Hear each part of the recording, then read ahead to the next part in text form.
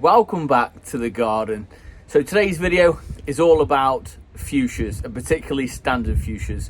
So if you guys want to know how to turn this into something that looks like this, then you're in the right place. So we aim to upload 2 to 3 times a week. So without further ado, let's get into today's video. So it's really important when choosing for a standard fuchsia that you choose a bush variety and not a trailing variety. So what you will need is your choice of fuchsia. You will also need a skewer or plant support, compost, and also feed of your choice. I'm going to go ahead and give these guys some potash and some fresh chicken manure. So once upon a time, this used to be my workbench. I'm going to go ahead and make some room.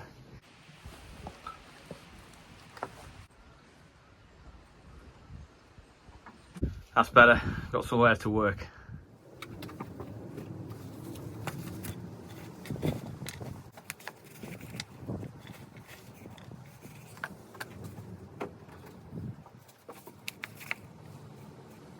So this is just a multi-purpose compost, a peat-free variety. I think I buy most of mine from B&Q. I think the variety called Verve or something like that. It seems to be pretty good.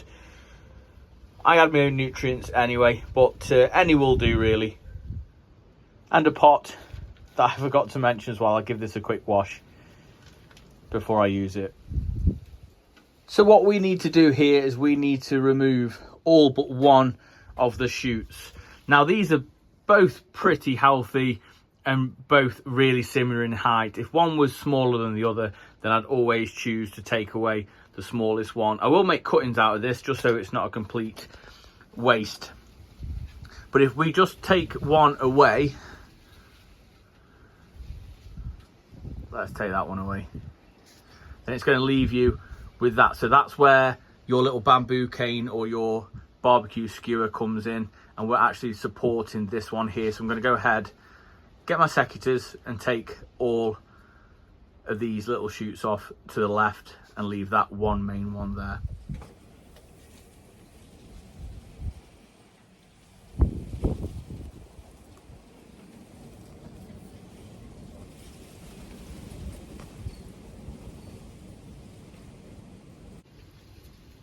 And that is what you're going to be left with.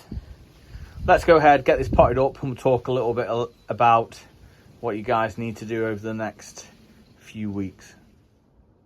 As you guys can see, I've gone for a quite considerably larger pot. This is so I haven't got to be potting them up week after week really. They will put on decent growth if left in a warm place, greenhouse, windowsill, conservatory, all that sort of good stuff.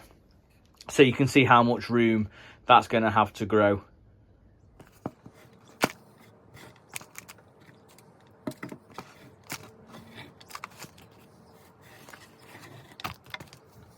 And you want it sitting almost perfect with this lip here on the inside of the pot. That's where your water well will sit. That's where your compost really needs to lie for good plant hygiene. So that's almost perfect. I'm going to go ahead, take it out of the pot, and then we'll get it planted up.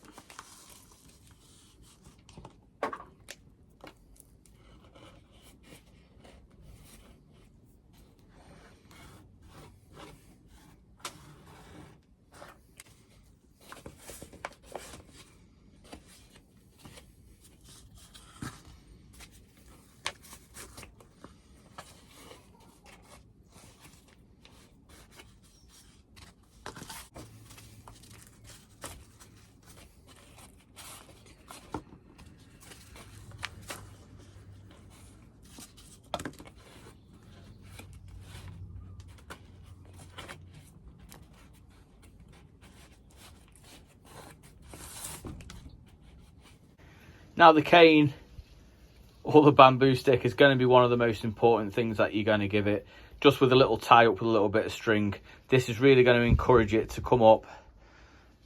And if you get a breeze or anything like that, then it's really going to help support it, because they will easily snap off, especially while they're really young like this. Because until they get to around 2 feet tall, they really are quite weak, really.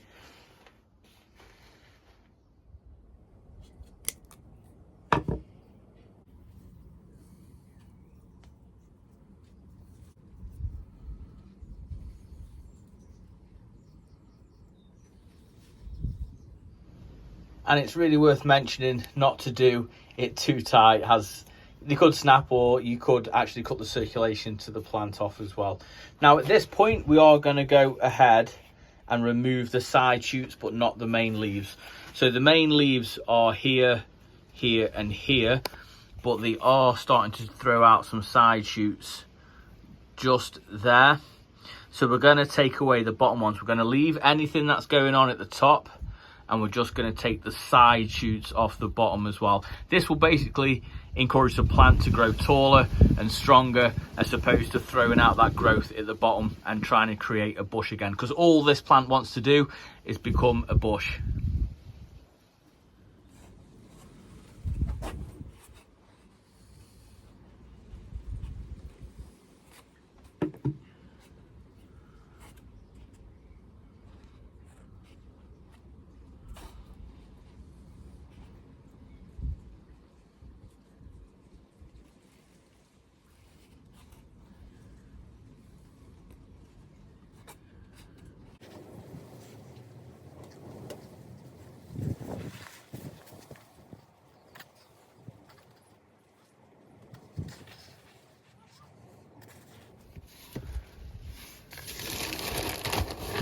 And then what we're going to do is give it a generous helping of chicken pellets. This will help put on lots of growth, and we're going to give it some fish blood and bone for the general health of the plant as well.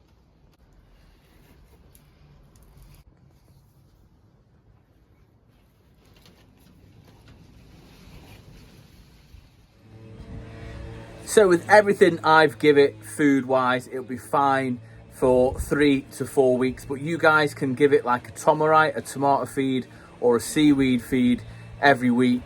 I'll put mine out probably July, I'll be honest. It's going to spend a little bit of time in the greenhouse just to get going. And then obviously this variety of fuchsia isn't a hardy variety, so it'll have to spend the winter in a frost-free environment somewhere. And the secret to keeping standard fuchsias pretty decent over winter is actually not letting them dry out but not being too wet, so the balance is quite tricky. And for those interested in making this into a cutting, I'm just going to cut the tops off because that's extremely sort of weak and soft. I'm going to cut the top off, leave this bottom growth on here, cut it off to there, take the small side shoots off, and then pop them straight into compost as well. Worth noting, I won't be using hormone rooting powder. They're just going to go straight in as they are into the greenhouse. It's kind of warm in here at the moment, but a windowsill will do. Keep it well watered, don't let it dry out, and you'll get a free plant with that.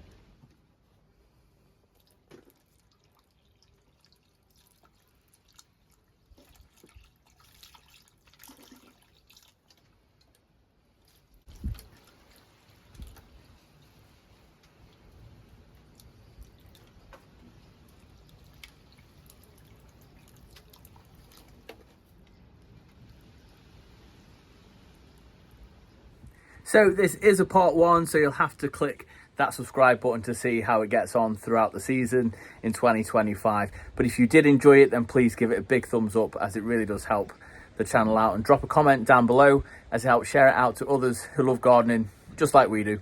But until next time, any questions, drop them down below. Until next time, we'll see you in the garden. You take care, guys.